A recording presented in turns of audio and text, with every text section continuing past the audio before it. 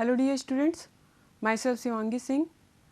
I am an assistant professor in Civil Engineering Department, Babu Banarasi Das institute of technology and management.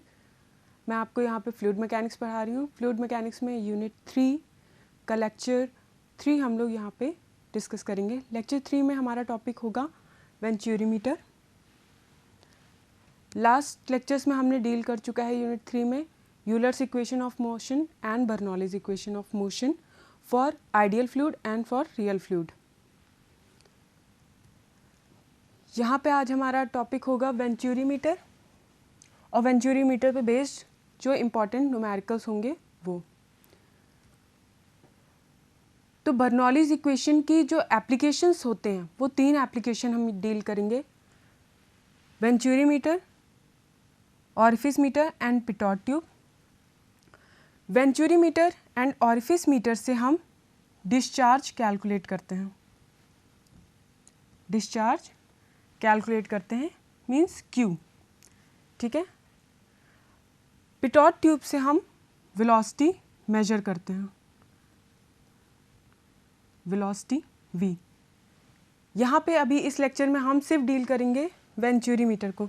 Next lectures में हम deal करेंगे orifice meter and pitot tube. But आपको ये याद रखना है कि बर्नौलीज इक्वेशन के जो एप्लीकेशन है वो हैं venturimeter, orifice meter and pitot tube. Application का मतलब कि जब हम इन सब से मान लीजिए वेंचुरीमीटर या ऑरिफिस मीटर या पिटॉट ट्यूब से हम डिस्चार्ज या वेलोसिटी का जब एक्सप्रेशन निकालेंगे तो सबसे पहले हम यूज़ करेंगे बर्नौलीज इक्वेशन को. ठीक है. वेंचुरीमीटर क्या होती है? डिवाइस होती है जिससे हम रेट ऑफ फ्लो यानी कि डिस्चार्ज मेजर करते हैं. ठीक है. कोई किसी भी फ्लोइंग फ्लूइड की जो कि पाइप में फ्लो कर रहा है. ठीक है. यहाँ पे आप लोग देखेंगे कि ये प्रिंसिपल ऑफ बर्नौलीज इक्वेशन पे वर्क करता है वेंचुरीमीटर. ठीक है. वेंचुरीमीटर के 3 पार्ट होते हैं. सबसे फर्स्ट पार्ट होता है हमारा शॉर्ट कन्वर्जिंग पार्ट. आप लोग याद रखिएगा कन्वर्जिंग पार्ट फर्स्ट पार्ट होता है. नेक्स्ट होता है थ्रोट, नेक्स्ट डाइवर्जिंग पार्ट. ठीक. तो अब हमें एक्सप्रेशन निकालना है वेंचुरीमीटर का. उससे पहले हम लोग वेंचुरीमीटर के डायग्राम को अच्छे से समझ लेते हैं. ये है हमारा वेंचुरीमीटर. वेंचुरीमीटर में देखेंगे आप ये एक पाइप है. पाइप से अटैच हमारा ये जो येलो पार्ट में है. ठीक है. ये येलो पार्ट में कुछ लोग पाइप को भी इंक्लूड कर लेते हैं कि ये भी वेंचुरीमीटर है, बट नहीं. पाइप के साथ ये आपका पाइप है, मान लीजिए ये पाइप है. ठीक है.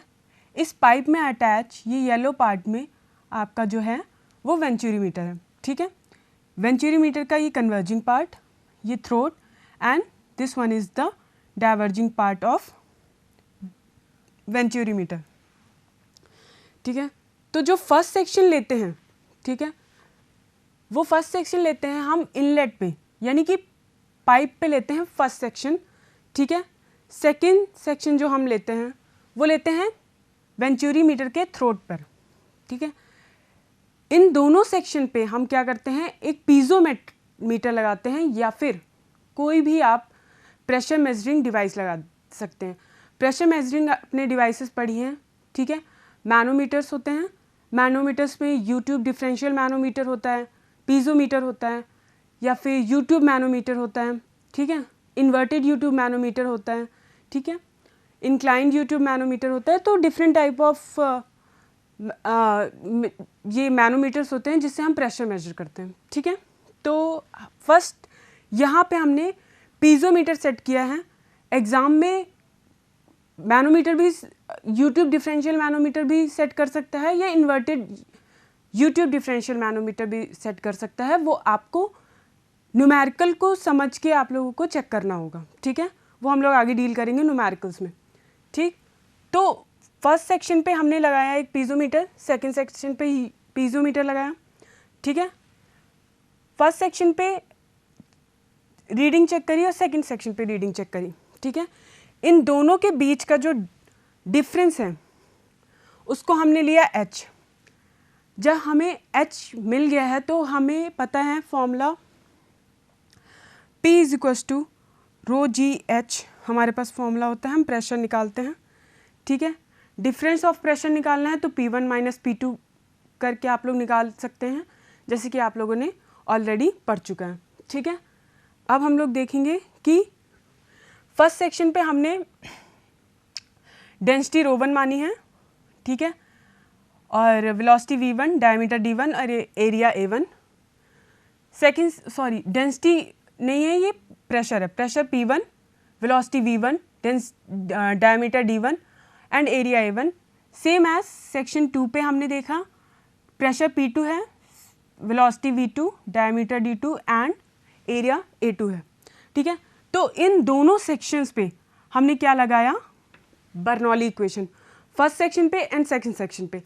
याद रखिएगा कि हमने जब आपको Bernoulli's equation for real fluid पढ़ाई थी तो हमने उसमें लास्ट में हेड लॉस को कंसीडर किया था, बट यहाँ पे जब हम हेड लॉस को अगर कंसीडर नहीं कर रहे हैं तो यानी आप समझ लीजिएगा कि हम बात कर रहे हैं आइडियल फ्लूइड की अभी, ठीक है। बाद में मैं आपको रियल फ्लूइड के लिए इक्वेशन बताऊंगी, पहले आप ये चेक कर लीजिए। तो हमने जब इन दोनों सेक्शंस पे अपनी जो इक्वेशन है हमारी बर्नौलीज इक्वेशन वो लगाई तो हमें फॉर्मूला मिला P1 upon rho g plus V1 square upon 2G plus Z1 is equals to P2 upon rho g plus V2 square upon 2G plus Z2। आप लोग देख रहे होंगे कि किसी भी अगर पर्टिकुलर अगर हम डेटम से देखें तो सेक्शन 1 और सेक्शन 2 सेम डिस्टेंस पे हैं, ठीक है। तो यहाँ पे अगर सेक्शन 1 और सेक्शन 2 की डेटम से हाइट सेम है तो क्या हो जाएगा हमारे पास Z1 is equals to Z2, ठीक है। अगर Z1 is equals to Z2 हो गया है तो हमारे ये दोनों टर्म्स क्या होंगे, एक दूसरे से कैंसिल आउट हो जाएंगे, ठीक है। अगर यही वेंचुरी मीटर हमने इंक्लाइन लगा रखा होता तब डेटम से हाइट सेक्शन 1 और सेक्शन 2 की डिफरेंट होती, उस केस में Z1 is equals to Z2 ना होता, ठीक। अब यहाँ पे हमने क्या किया, इसको थोड़ा सा सिंप्लीफाई करा है, ठीक है। सिंप्लीफाई जब हमने किया तो हमारे पास आप यहाँ पे देखेंगे कि P1 minus P2 upon rho जी, इस टर्म को मैं पहले ही बता चुकी हूँ आप लोगों को कि P1 minus P2 upon rho जी, ये जो टर्म होता है इसे हम H कहते हैं। यहाँ पे ये जो H होता है, ठीक है, ये जो H है आपका यहाँ पे, ये H होता है हमारा पीजोमेट्रिक head, पीजोमेट्रिक head, okay.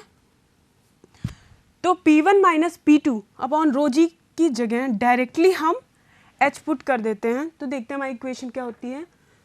H equals to हमें मिल जाएगा V2 square upon 2G minus V1 square upon 2G। इस इक्वेशन में हम आपको जब भी आप डेरिवेशन करते हैं तो आपको एट लास्ट क्या निकालना है वो आपको हमेशा दिमाग में लेकर चलना पड़ेगा। तो हमें पता है कि वेंचुरी मीटर डिस्चार्ज मेजर करती है, यानी कि हमें Q की वैल्यू फाइंड आउट करनी है, लेकिन इस इक्वेशन में हमें कहीं Q नहीं मिल रहा है और हमको ये भी पता है कि Q हमें निकालना कहाँ से है, ठीक है। आप लोगों को पता है यूनिट सेकंड से कि continuity equation for 1D flow आप लोगों ने पढ़ी है, A1 V1 equals to A2 V2, ठीक है। कंजर्वेशन ऑफ मास पे वर्क करती है continuity equation, A1 V1 equals to A2 V2। यहाँ से हम V1 की वैल्यू निकाल लेंगे तो हमें क्या मिल जाएगी, A2 V2 अपॉन A1। ये जो V1 की वैल्यू आई है वो हम इक्वेशन नंबर 1 में पुट कर देंगे, ठीक है। जब हमने इसकी V1 की वैल्यू इक्वेशन नंबर 1 में हमने पुट करी तो हमें क्या मिला। अब जस्ट हम इस इक्वेशन को सिंप्लीफाई करेंगे।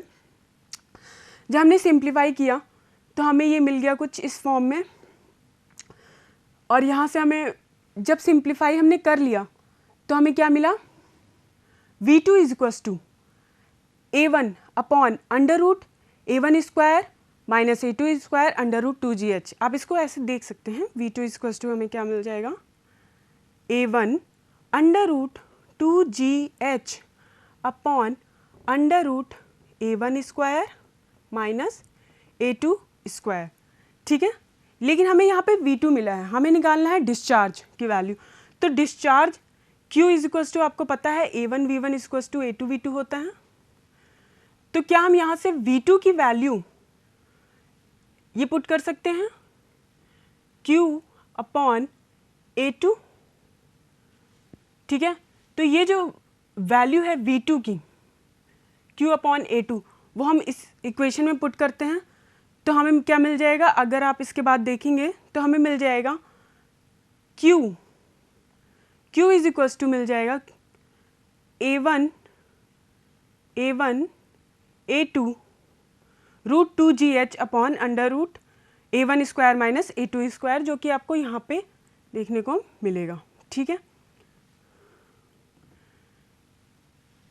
ये जो हमें इक्वेशन मिली है, अब यहाँ पे हमें डिस्चार्ज मिल चुका है, लेकिन ये जो डिस्चार्ज की वैल्यू आई है, ये डिस्चार्ज सिर्फ आइडियल फ्लूइड के लिए वर्क करता है, रियल फ्लूइड के लिए नहीं, क्योंकि आपको पता है कि जो हम लोगों ने बर्नौलीज इक्वेशन पुट करी है वो आइडियल फ्लूइड के लिए करी है, और हमें एग्जैक्ट वही डिस्चार्ज नहीं मिलेगा क्योंकि कुछ लॉसेस होते हैं, ठीक है। और लॉसेस को जब हम कैलकुलेट करेंगे तो हम एक ऐसा कोफिशिएंट लगा देते हैं जिसकी वैल्यू हमेशा 1 से कम होगी, ठीक है। तो हम यहाँ पे जब एक्चुअल फ्लूइड की बात करते हैं, ठीक है, रियल फ्लूइड की बात करते हैं, जब हम रियल फ्लूइड की बात करेंगे तो उसमें कुछ लॉसेस होंगे, तो उस लॉसेस को जब हम कंसीडर करते हैं तो हम यहाँ पे एक CD को, जिसको हम कहते हैं कोफिशिएंट ऑफ वेंचुरीमीटर और कोफिशिएंट ऑफ डिस्चार्ज, ठीक है, इससे हम मल्टीप्लाई करते हैं, जिसकी वैल्यू हमेशा क्या होती है, लेस देन 1 होती है, ठीक है। तो इस इक्वेशन में, ठीक है, ये जो आपकी पर्टिकुलर ये इक्वेशन आई थी वो आई थी डिस्चार्ज फॉर रियल फ्लूइड, ठीक है। लेकिन जब आप डिस्चार्ज फॉर ये इक्वेशन आई थी डिस्चार्ज फॉर आइडियल फ्लूइड, लेकिन जब आप निकालेंगे डिस्चार्ज फॉर रियल फ्लूइड तो इसमें आप CD से मल्टीप्लाई करेंगे। CD यहाँ पे क्या है, coefficient of discharge. Coefficient of discharge यानी कि CD की वैल्यू हमेशा लेस देन 1 होगी। क्यों? क्योंकि अगर हम ग्रेटर देन इसकी वैल्यू ग्रेटर देन 1 लेते हैं तो जो डिस्चार्ज है उसकी वैल्यू ज़्यादा आ जाएगी, जो कि ऐसा पॉसिबल है नहीं, ठीक है। हम रियल फ्लूइड में ही आइडियल फ्लूइड में ही ऐसा कह रहे हैं कि इतना डिस्चार्ज नहीं पहुंचेगा क्योंकि लॉसेस होते हैं, ठीक है। एक मैं आपको एग्जांपल दे देती हूँ, ठीक है। इमेजिन करिए कि कोई पर्सन A है और पर्सन B है, ठीक है। पर्सन A के पास कोई एक पेट्रोल पंप है, पर्सन B के पास कोई भी पेट्रोल पंप है, ठीक है। पर्सन B ने A से कुछ पेट्रोल, मान लीजिए 2000 लीटर पेट्रोल मांगा, ठीक है। पर्सन A को अगर 2000 एग्जैक्ट वैल्यू पर्सन B के पास पहुंचानी है, अगर डिस्चार्ज की वैल्यू 2000 लीटर एग्जैक्ट पर्सन 2 के पास पहुंचानी, पर्सन B के पास पहुंचानी है, तो उसको कुछ वैल्यू ज़्यादा देनी पड़ेगी, ठीक है। अगर आप पाइप से भेज रहे हैं उस पेट्रोल को, ठीक है, पेट्रोल को करीब मान लीजिए 500 मीटर या 1 किलोमीटर ट्रैवल करके ले जाना है, ठीक है, पाइप के थ्रू, तो उसको कुछ वैल्यू पेट्रोल की ज़्यादा देनी पड़ेगी, जस्ट बिकॉज लॉसेस की वजह से। अगर हमने exact amount petrol pump A से पेट्रोल पंप B पे एग्जैक्ट 2000 लीटर पेट्रोल को भेजा, तो वहाँ पे कुछ अमाउंट, मान लीजिए कि 99 लीटर वहाँ पे पेट्रोल पहुँचा, जो कि उनकी डिमांड नहीं थी, तो हमें एग्जैक्ट पेट्रोल पहुँचाने के लिए 2000 अगर पहुँचाना है तो 2001 या 2002 लीटर पेट्रोल हम यहाँ से भेजेंगे एक सेफ साइड लेकर, जिससे कि वहाँ पे 2000 लीटर पेट्रोल पहुँच जाए। लेकिन अगर हम मल्टीप्लिकेशन, जो CD का मल्टीप्लिकेशन कर रहे हैं, ठीक है, अगर इसकी वैल्यू 1 से ज़्यादा पुट कर देंगे, ठीक है, तो ऐसा तो होगा नहीं कि मान लीजिए आपने यहाँ से किसी पर्टिकुलर अमाउंट का भेजा, मान लीजिए 2000 लीटर आपने भेजा, तो वहाँ पे 2002 या 2003 लीटर पहुँच जाए, ऐसा नहीं होगा, ठीक है। लॉसेस की वजह से हमेशा जो रियल फ्लूइड की बात करते हैं उसमें लॉसेस होते हैं, लॉसेस की वजह से, ठीक है, डिस्चार्ज की वैल्यू कुछ कम हो सकती है, कुछ कम हो सकती है, बहुत ही माइन्यूट से चेंजेस होंगे, ठीक है। तो हम आपको बता चुके हैं कि कोई भी फ्लूइड आइडियल फ्लूइड नहीं होता, हर फ्लूइड रियल फ्लूइड होता है, ठीक है। तो इस जो कोफिशिएंट ऑफ डिस्चार्ज की वैल्यू है वो जनरली 0.94 के अप्रॉक्सीमेट लिया जाता है, ठीक है। तो अब इस पे और ये इम्पॉर्टेंट जो वैल्यू मतलब इक्वेशन है इसको हमेशा आप याद रखिएगा। यहाँ पे क्यू डिस्चार्ज है A1 सेक्शन 1 पे, यानी कि इनलेट पे एरिया है, A2 थ्रोट का एरिया है, ठीक है। H क्या है, पीजोमेट्रिक जो हेड डिफरेंस है वो है, फिर यहाँ पे A1 A2 CD वही है कोफिशिएंट ऑफ डिस्चार्ज जिसकी वैल्यू हमेशा 1 से कम होगी। इन केस एग्जाम में अगर मतलब मोस्ट ऑफ द टाइम आपको न्यूमेरिकल में दे रखा होगा, अगर न्यूमेरिकल में नहीं दे रखा है, ठीक है, तो आप लोग CD की वैल्यू अपने मन से मान सकते हैं। अगर उन्होंने रियल फ्लूइड बोला है तब, अगर उन्होंने आइडियल फ्लूइड बोला है और उन्होंने कोफिशिएंट ऑफ डिस्चार्ज नहीं दे रखा है तो आपको इसकी वैल्यू नहीं पुट करनी है। चलिए हम लोग उस पर कुछ न्यूमेरिकल्स देख लेते हैं। पहले तो हम लोग अभी फ़िलहाल हम लोगों ने जो लास्ट पढ़ा था वो पीजोमीटर के केस में पढ़ा था। अगर मान लीजिए यूट्यूब डिफरेंशियल मैनोमीटर लगा होता है प्रेशर को मेजर करने के लिए, तब क्या होता है, केस 1 होता है। अगर मान लीजिए कि जो मैनोमीटर में है वो हैवी लिक्विड है और पाइप में जो लिक्विड फ्लो कर रहा है वो लाइट लिक्विड है, ठीक है। एक्स क्या होगा यहाँ पे, difference of the heavier liquid column in U tube. S naught क्या है, specific gravity of liquid flowing through pipe, और S H specific gravity of the heavier liquid. तो एच की वैल्यू क्या हो जाएगी, X S H upon S naught -1, ठीक है। और सेकेंड केस में क्या होता है कि अगर डिफरेंशियल मैनोमीटर में लाइट लिक्विड हो और पाइप में कोई हैवी लिक्विड फ्लो कर रहा हो तो उस केस में H इज इक्वल टू क्या हो जाएगा, x 1 minus S naught upon S H, ठीक है।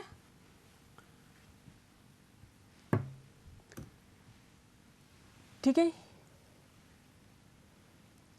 अरे S H upon S naught, ठीक है।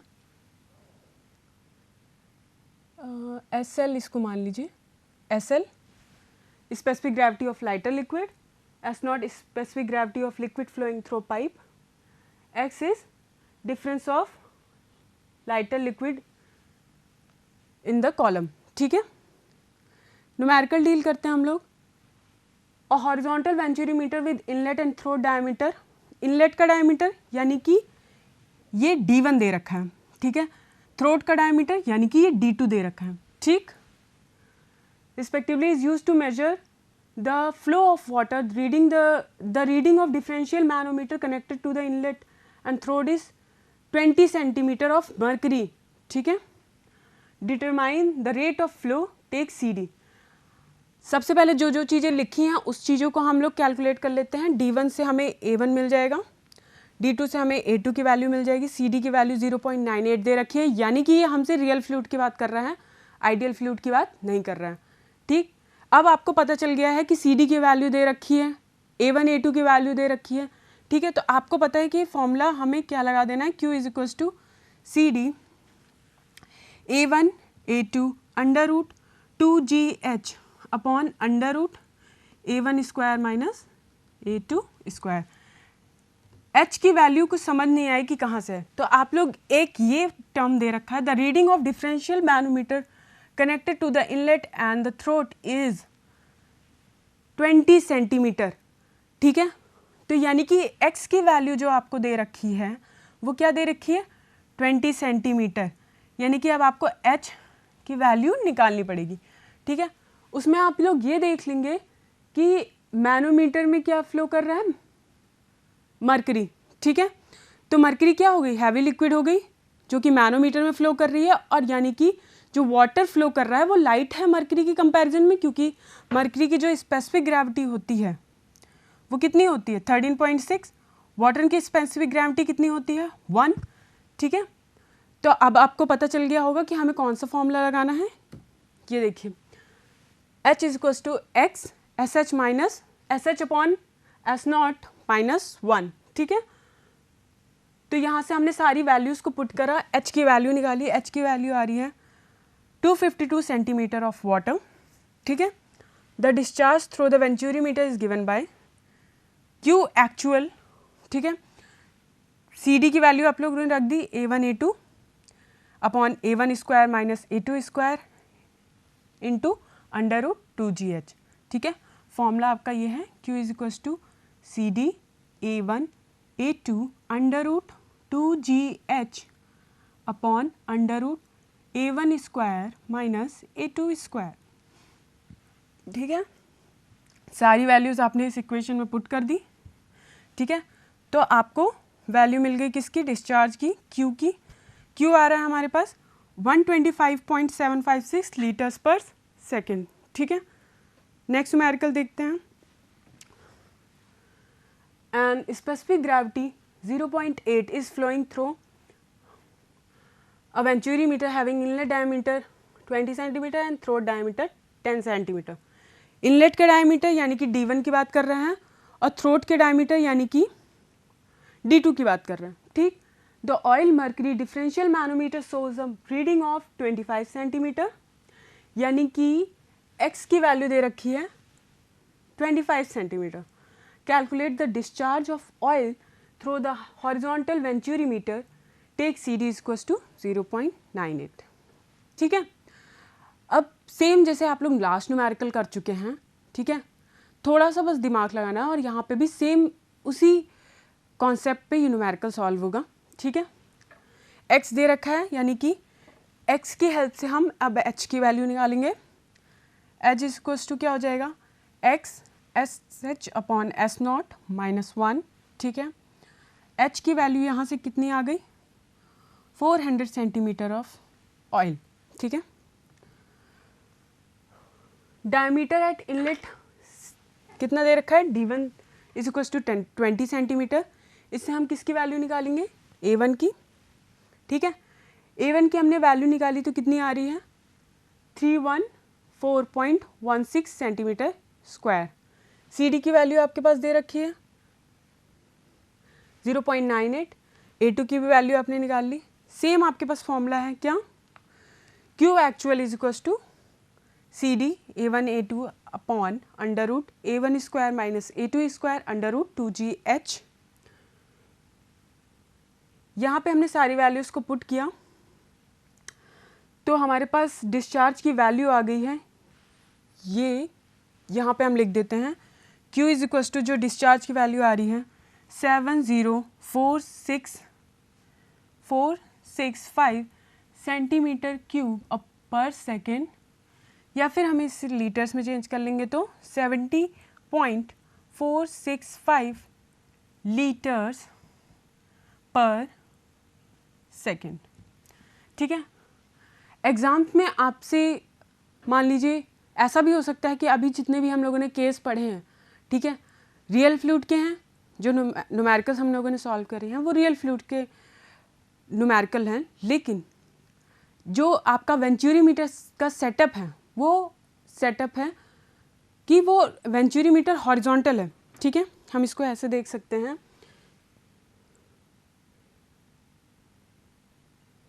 जो आपके पास अभी तक जितने भी न्यूमेरिकल आपने दो सॉल्व करे हैं वो हॉरिजॉन्टल वेंचुरीमीटर के लिए। वेंचुरीमीटर इंक्लाइंड भी हो सकता है। इंक्लाइंड के जब इंक्लाइंड का कॉन्सेप्ट आएगा तो आपको उस तरीके से न्यूमेरिकल डील करना पड़ेगा। जैसे कि मान लीजिए ये कोई पाइप है, ठीक है, उसमें ये आपका वेंचुरीमीटर सेट है, ये वेंचुरीमीटर है, ठीक है। ये थ्रोट है, यहाँ पे जो पाइप का डायमीटर है वो D1 और थ्रोट का डायमीटर है मान लीजिए यहाँ पे D2। अब इस वेंचुरीमीटर के केस में आप देख रहे होंगे कि ये वेंचुरीमीटर हॉरिजॉन्टली इंक्लाइंड है, यानी कि अगर मान लीजिए हम डेटम से सेक्शन 1 और सेक्शन 2 की हाइट अगर चेक करते हैं, ठीक है, तो ये Z1 आएगा और यहाँ पे ये हमें Z2 मिलेगा।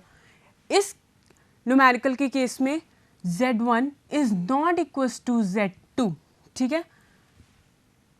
इस केस में हमारे पास क्या है, Z1 is not equals to Z2।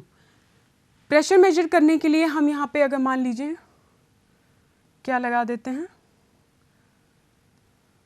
Manometer, U tube, manometer लगा देते हैं, यहाँ पे ये रीडिंग देगा x, ठीक है। तो हम इस केस में क्या करेंगे, आपको जिस अकॉर्डिंग जो न्यूमेरिकल दे रखा होगा, जो जो चीज़ें, जो डाटा उसमें गिवन होंगे, उस अकॉर्डिंग आपको न्यूमेरिकल को सॉल्व करना होगा। आपको डिफरेंट टाइप के न्यूमेरिकल्स दे सकते हैं, ठीक है, एग्जाम्स में। जितना आप लोग न्यूमेरिकल सॉल्व करोगे उतना ही आप लोगों के लिए इजी होगा। मैंने कुछ बुक्स को प्रेफर किया है, आप लोग भी, जैसे कि R.K. राजपूत हो गया, ठीक है, R.K. बंसल हो गए और K. सुब्रमण्यम हो गए, आप लोग जो आप लोगों को सूटेबल हो आप लोग वो बुक प्रेफर कर सकते हैं, ठीक है। उस पर जितने भी डिफरेंट टाइप के न्यूमेरिकल्स हैं वो उसको सॉल्व कर सकते हैं। वेंचुरीमीटर पे जितने न्यूमेरिकल्स होंगे, इंक्लाइंड और हॉरिजॉन्टल वेंचुरीमीटर पे सबके न्यूमेरिकल सॉल्व करिए। ये याद रखिएगा क्योंकि ये एग्जाम्पल है किसका, मतलब एप्लीकेशन है किसका, बर्नौलीज इक्वेशन का। तो इसको सॉल्व करते वक्त, मतलब डेरिवेशन को सॉल्व करते वक्त आपको ये याद रखना है कि अगर ये बर्नौलीज इक्वेशन का डेरिवेशन है तो आप लोगों को सबसे पहले बर्नौलीज इक्वेशन को दोनों सेक्शन पे लगाना पड़ेगा, ठीक है। फिर बर्नौलीज इक्वेशन को आप लोग सॉल्व करके क्या करेंगे, डिस्चार्ज की वैल्यू निकालेंगे वेंचुरीमीटर के लिए, ठीक है। आप लोग इन सारी चीज़ों को अच्छे से पढ़ लीजिएगा, वेंचुरीमीटर के क्वेश्चंस को और डेरिवेशन को अच्छे से डील कर लीजिएगा। इन सब डेरिवेशन को समझने से पहले आप लोग Euler's equation of motion and Bernoulli's equation को भी पढ़ लीजिएगा, ठीक है। Thank you so much and have a nice day.